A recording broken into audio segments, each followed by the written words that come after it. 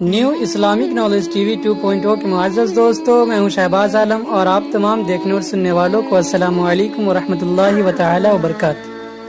नाजरीन, आज मैं आपको दो वाक़या बतलाऊंगा। एक वाक़या बनी इसराइल के एक ऐसे शख्स के बारे में कि जिसकी 3 दुआएं कबूल हुई थी। वो दुआ कौन कौन सी थी? और दूसरा वाक़या कि बसरा में एक शख्स कि जिसके बदन की खुशबू पूरे बसरे में मशहूर थी। आज मैं आपके सामने यही 2 वाक़यात पेश करूंगा। तो नाजरीन, हमेशा की तरह मौजू को शुरू करने से पहले चैनल पे नए शामिल होने वाले दोस्तों से दरख्वास्त है कि न्यू इस्लामिक नॉलेज टीवी 2.0 के इस मुनफरिद चैनल को सब्सक्राइब करते हुए साथ मौजूद बेल आइकन को भी दबा दें ताकि इल्मी नॉलेज वीडियो की नोटिफिकेशन आपके पास बाकायदगी के साथ पहुंचती रहे। और हमारी हौसला अफजाई के लिए वीडियोस को लाइक ज़रूर किया कीजिए ताकि दिलचस्प वीडियो का तसलसल बरकरार रखा जा सके। तो आइए चलकर मौजू का आगाज करते हैं। So bright, it's hard to breathe, but that's alright. Hush.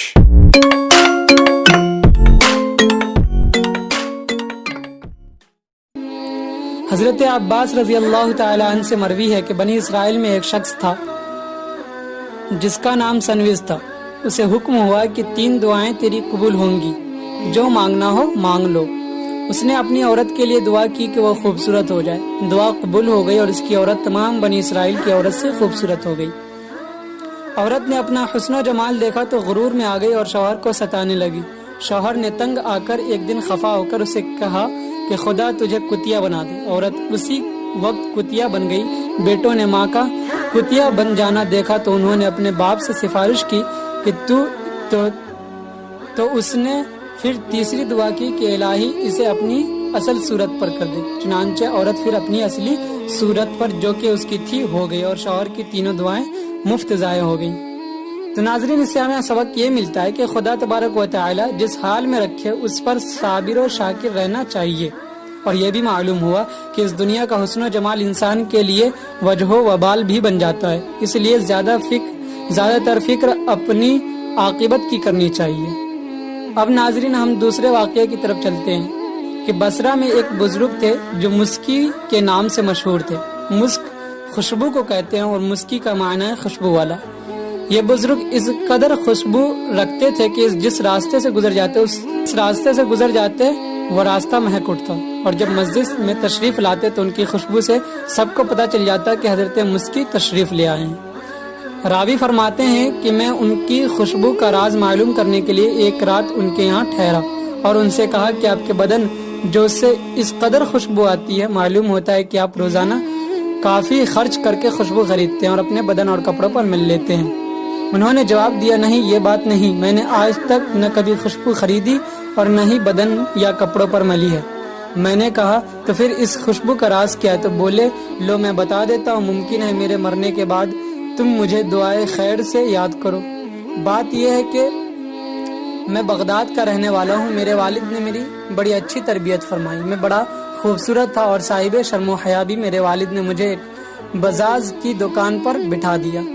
उस दुकान पर मैं दिन भर बैठा रहता और दुकान का काम करता था। एक रोज एक बुढ़िया दुकान पर आई और कुछ कीमती कपड़े निकलवाए और फिर साहिब दुकान से कहने लगी कि इन कपड़ों को मैं अपने साथ घर ले जाती हूँ। उस लड़के को मेरे साथ भेज दीजिए, जो कपड़े पसंद आ गए रख लिए जाएंगे और उनकी कीमत उस लड़के के हाथ भेज दी जाएगी। चुनांचे मालिक दुकान के कहने से मैं उस बुढ़िया के साथ चल दिया। बुढ़िया मुझे एक अजीम शान मकान में ले गई जिसमें बहुत सारे मर्द औरतें मुलाजिम थी। फिर उसने मकान के अंदर एक खूबसूरत कमरा में मुझे बिठा दिया। ये कमरा बड़ा मुज़य्यन और आरास्ता था। थोड़ी देर के बाद मैं एक नौजवान औरत उस कमरे में आ गई जो मेरे पास बैठ गई और मुझसे लिपट गई। मैं डर गया और पीछे हटकर उससे कहा कि खुदा से डरो। उसने कहा, देखो मेरी बात मानो और जो चाहो मुझसे लो, मैं तुम्हें हरगिज न जाने दूंगी। मैंने कहा, मुझे बैतुल खला जाने की हाजत है, पहले वहां से आऊं। उसने अपनी बांदी को बुलाया और कहा, इन्हें बैतुल खला ले जाओ। चुनांचे मुझे वहां ले जाया गया। मैंने अपनी रिहाई के लिए ये सूरत इख्तियार की, जितनी निजासत थी मैं अपने मुंह और हाथ और सारे बदन और कपड़ों पर मल ली। जब वहाँ बाहर निकला तो उस बांदी ने मुझे इस हाल में देखा तो पागल पागल कहकर वहां से भागी। और फिर जब उस मेरी आशिक ने मुझे देखा तो वो भी भागी और उसी में اسی حال میں وہاں سے نکلا اور ایک باغ میں پہنچ کر اپنا بدن اور کپڑے صاف کیے اور گھر واپس آ گیا. اور جب رات کو سویا تو خواب میں دیکھا کہ کوئی آیا جس نے اپنے ہاتھ میرے چہرے اور بدن پر پھیرا اور کہا, جانتے ہو میں کون ہوں؟